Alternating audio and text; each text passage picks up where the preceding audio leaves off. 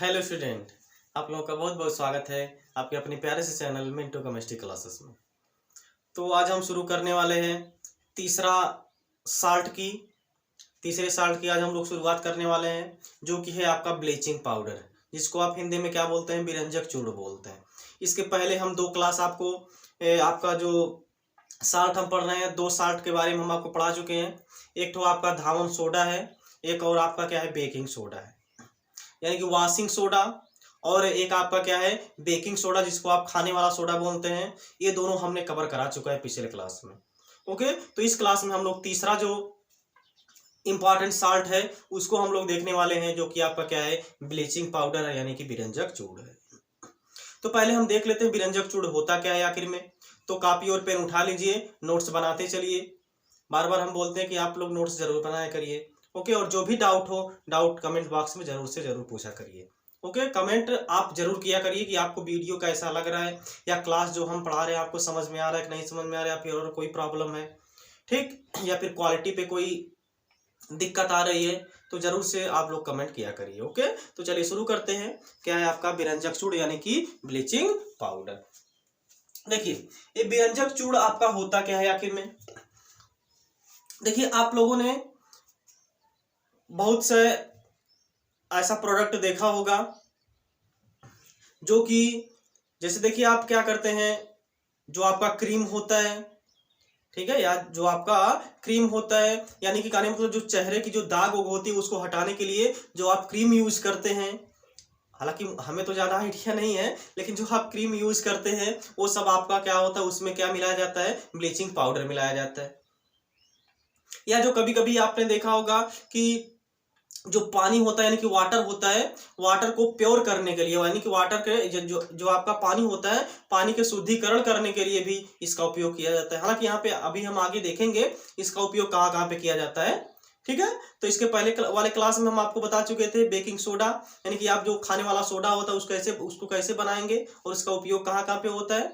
और हम washing soda के बारे में भी बता चुके हैं कि वॉशिंग सोडा का उपयोग कहाँ कहाँ पे आप कैसे कैसे करते हैं।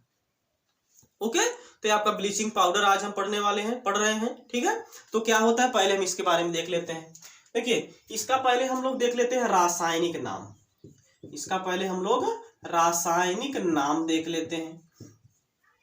देखिए, इसका जो रासायनिक नाम होता है, calcium calcium oxy oxy chloride होता है।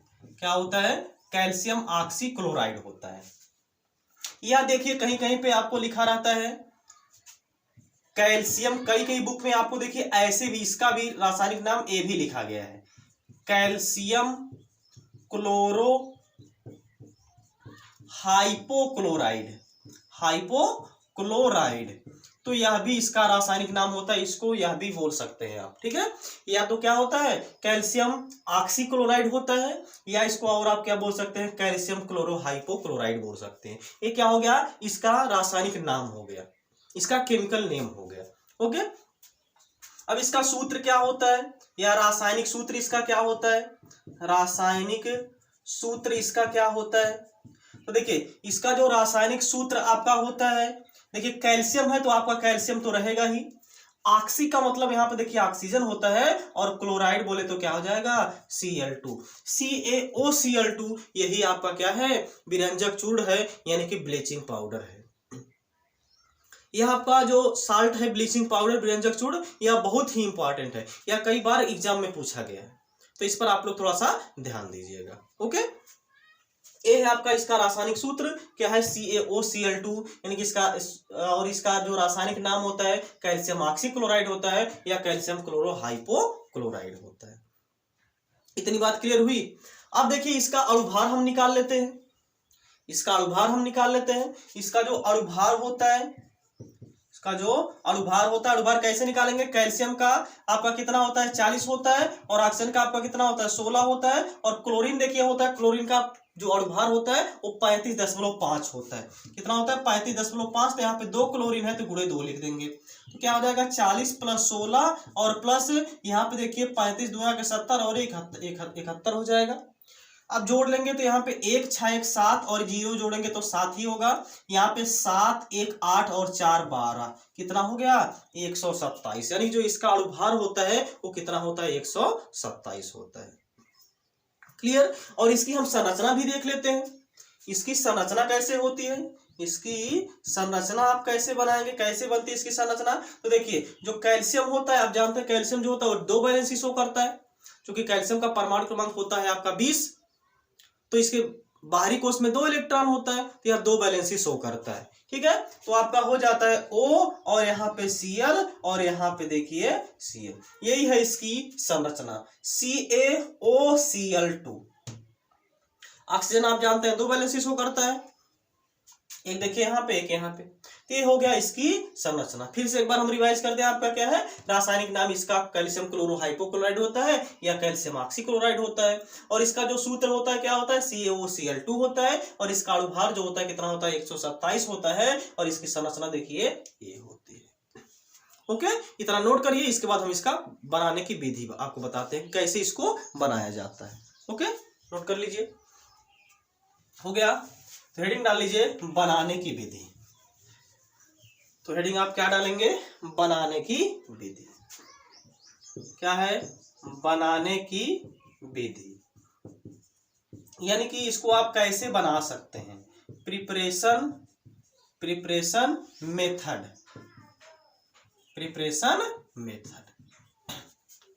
इसको आप कैसे बना सकते हैं। देखिए आपने शुष्क बुझा हुआ चूना सुना होगा, शुष्क बुझा हुआ चूना सुना होगा। देखिए जो चूना होता है, एक होता है शुष्क बुझा हुआ चूना और एक होता है बिना बुझा चूना। तो दोनों का हम यहाँ पे जरा आपको फार्मूला बता दें। देखिए बिना बुझा चूना जो होगा, बिना बुझा चूना उसका होता है CaO, कैल्शियम ऑक्साइड जिसका रासायनिक नाम होता है, और बुझा चूना जो होता है, बुझा चूना, इसका जो फार्मूला होता है CaOH का होल ट्वाइस होता है। ये जो आपका बिना बुझा चूना है उसको अगर आप पानी में डाल देंगे तो वही आपका क्या बन जाएगा, बुझा चूना बन जाएगा। क्लियर हुआ इतनी बात। अगर आप क्या करेंगे, बिना बुझा हुआ चूने को अगर आप पानी में डाल देंगे तो आपका क्या बन जाएगा, बुझा हुआ चूना बन जाएगा, जिसका फार्मूला क्या होता है CaO, यानी कि CaOH का होल ट्वाइस होता है। क्लियर हुआ इतनी बात। अब देखिए इसको हम बनाने की विधि सीख लेते हैं। तो कैसे हमको सीखना है, यानी कि कैसे बनता है। देखिए आप क्या करिए, यही जो बुझा हुआ चूना है इस पर आप क्या करिए, क्लोरीन गैस पास करा दीजिए। इसमें आप क्या करिए, क्लोरीन गैस पास करा दीजिए। जैसे ही इसमें से आप क्लोरीन गैस पास कराएंगे तो यहाँ पे आपको क्या मिल जाएगा, विरंजक चूर्ण यानी कि ब्लीचिंग पाउडर मिल जाएगा। क्लियर हुआ इतनी बात। इसको नोट करिए, उसके बाद फिर हम इसकी रिएक्शन आपको बताएं, इसकी रिएक्शन होती कैसे। चलिए देखिए, मिटा दे इसको। ओके, देखिए आपको क्या करना है, वही बुझा हुआ चूना ले लेना है, यानी कि CaOH का होल ट्वाइस ले लेना है, CaOH का होल ट्वाइस, कैल्शियम हाइड्रोक्साइड इसका रासायनिक नाम है। ये आपका क्या है, बुझा चूना, बुझा चूना, जिसको आप चूने का पानी भी बोल सकते हैं। ठीक, इसमें आप क्या करेंगे, क्लोरीन गैस जैसे ही पास कराएंगे, देखिए यहाँ पे यार निकल जाएगा। देखिए कैसे होगा, यहाँ पे देखिए CaOCl2। पहले देखिए आप क्या काम करिए, यहाँ पे देखिए OH का होल ट्वाइस है, यानी कि 2 ऑक्सीजन है यहाँ पे और 2 हाइड्रोजन भी है यहाँ पे। तो 2 हाइड्रोजन और 1 ऑक्सीजन यहाँ से निकाल दीजिए। जब 2 हाइड्रोजन और 1 ऑक्सीजन निकालेंगे तो आपका क्या निकल जाएगा, यहाँ पे H2O निकल जाएगा। अब देखिए बचा क्या, यहाँ पे 1 ऑक्सीजन बचा हुआ था। अरे भाई यहाँ पे 2 ऑक्सीजन था, 2 हाइड्रोजन था, 1 ऑक्सीजन और 2 हाइड्रोजन निकल चुका है, तो यहाँ पे अभी 1 ऑक्सीजन बचा हुआ है। ये 1 ऑक्सीजन यहाँ पे बचा हुआ है और यहाँ पे Ca और यहाँ पे Cl2 आपका बना लेगा CaOCl2। यही आपका क्या है, विरंजक चूर्ण है। यही क्या है, विरंजक चूर्ण है। ये आपका क्या है, Cl2 क्लोरीन है। क्या है, क्लोरीन है। और ये तो भैया आप जानते ही हैं क्या है, आपका जल है, यानी कि पानी है। क्लियर हुआ इतनी बात। ये हो गया इसकी बनाने की विधि। कैसे बनाते हैं? शुष्क बुझे हुए चूने पर अगर हम क्लोरीन गैस प्रवाहित कर देते हैं तो वही आपका क्या बन जाता है? विरंजक चूर्ण बन जाता है। इसको नोट करिए, इसके बाद हम इसकी प्रॉपर्टी की तरफ चलते हैं। नोट कर लीजिए, हो गया?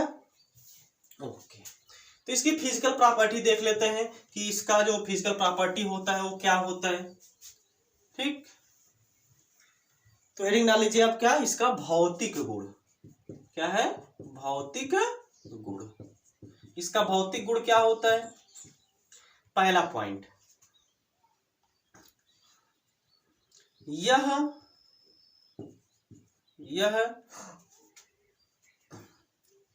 पीले रंग का, यह पीले रंग का चूर्ण होता है, चूर्ण होता है। दूसरा इसकी फिजिकल प्रॉपर्टी क्या है? यानी कि इसका जो कलर होता है हल्का सा पीला होता है। कैसा होता है? हल्का सा पीला इसका कलर होता है। ओके, जल में घोलने पर जल का रंग दुधिया हो जाता है, दुधिया हो जाता है। यानी कि अगर आप क्या करेंगे, इसको अगर जल में डाल देंगे, पानी में डाल देंगे, तो पानी का जो कलर हो जाएगा वो कैसा हो जाएगा आपका? दुधिया। दुधिया मतलब दूध के जैसा यह हो जाएगा। ओके, नोट करिए इसको। हो गया। इसकी देखिए तीसरी प्रॉपर्टी इसकी क्या है? इसमें से क्लोरीन की गंध आती है, इसमें से क्लोरीन की गंध आती है। ये हो गया इसकी फिजिकल प्रॉपर्टी। पहला क्या है? यह पीले रंग का एक चूर्ण होता है। दूसरा क्या है? जल में घोलने पर यह, यानी इसका जो रंग होता है, जल में घोलने पर जल का जो रंग होता है कैसा हो जाता है? दुधिया हो जाता है, दूध के जैसा हो जाता है। और इस अगला क्या है? इसमें क्लोरीन की गंध आती है। इसको नोट करिए, फिर इसके बाद हम इसकी केमिकल प्रॉपर्टी की तरफ चले। ओके, नोट कर लीजिए।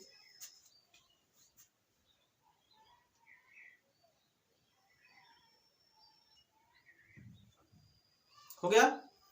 ओके, चलिए देखिए, अब इसका रासायनिक गुण हम लोग देख लेते हैं, उसके बाद फिर इसका उपयोग देख लेंगे। हेडिंग डालेंगे रासायनिक गुण।